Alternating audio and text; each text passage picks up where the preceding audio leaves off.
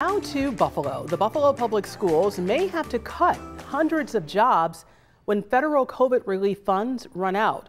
Almost $300 million from the American Rescue Plan has already been used to cover teachers' salaries, after school programs, and mental health counseling, a service that helps students catch up academically from the COVID-19 pandemic.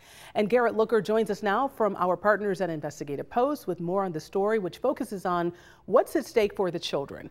Now, Garrett, you quoted James Barnes, the district's chief financial officer, in your story today.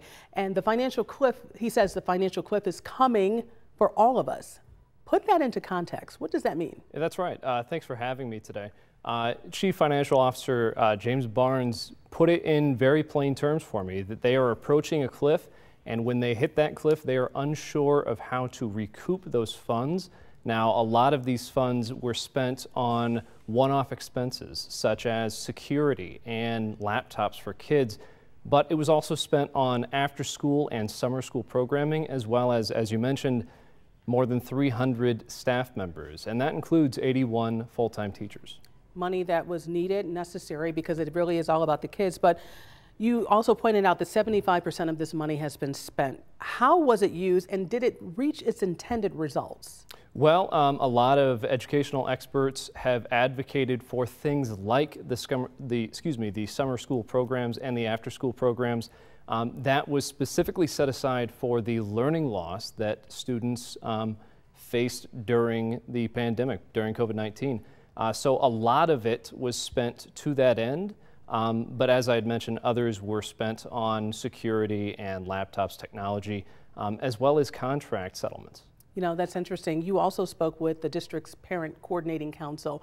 What can they do, and what can parents do? Is there anything they can do from all of this just being destroyed? Well, the president of the council, Ed Spidell, said that he was worried. Going into this school year, he was confident that they would spend the money correctly, and now about 2 months into the school year, he is concerned that they might not spend it in full or correctly. However, I should mention that Barnes did say that every penny would be spent.